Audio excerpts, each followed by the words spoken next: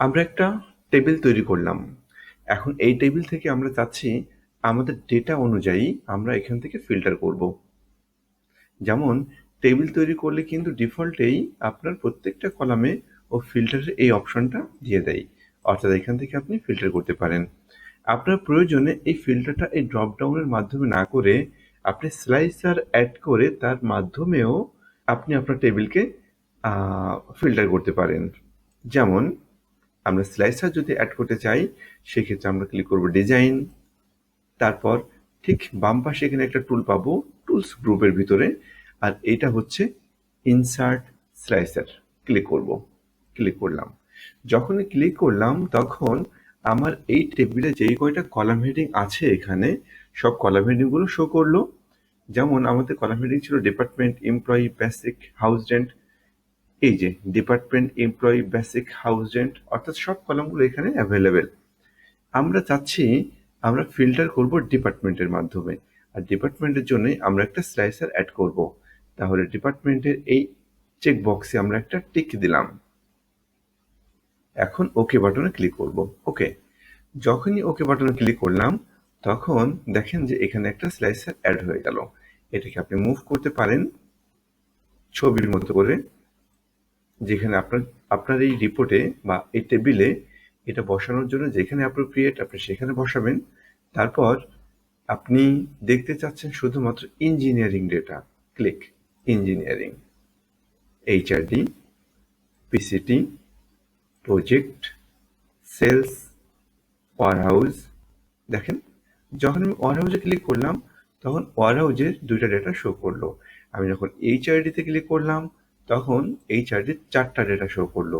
অর্থাৎ ফিল্টারের জন্য নর্মালি আমাদের এই ড্রপডাউনে ক্লিক করতে হয়, কিন্তু স্লাইসারের মাধ্যমে যদি আমরা ইনসার্ট করি সেক্ষেত্রে আপনার ড্রপডাউনটা লাগবে না এবং এখানে খুঁজতে হবে না বা নির্দিষ্ট জায়গাতে ক্লিক করতে হবে না।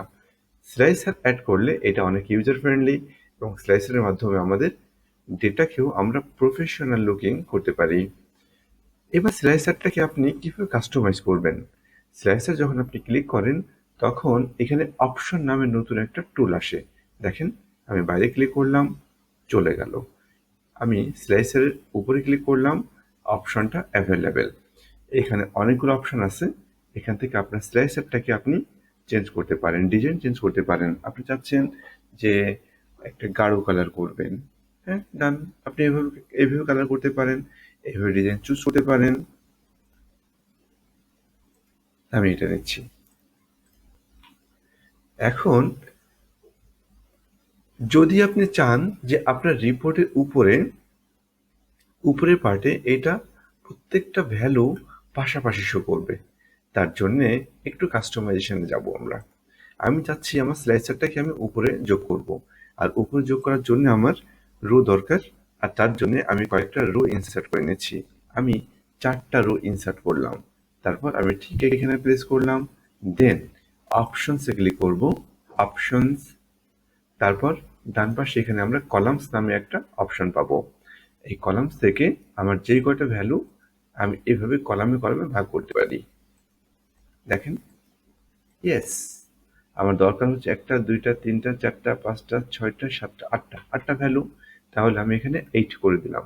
তারপর ছবি যেভাবে রিসাইজ করতে হয় ঠিক সেভাবে আমরা এটাকে বড় করে দিলাম, ডান।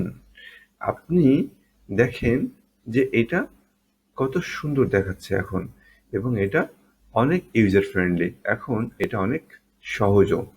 আপনি দেখতে যাচ্ছেন এইচআরডি, দেখতে যাচ্ছেন পিআরডি, দেখতে যাচ্ছেন প্রজেক্ট, দেখতে যাচ্ছেন অ্যাকাউন্টস, দেখতে যাচ্ছেন এইচআরডি, ডান। এইভাবে আমরা সহজেই একটা টেবিল তৈরি করে টেবিল থেকে স্লাইসার যোগ করে আমরা সহজে ফিল্টার করতে পারবো।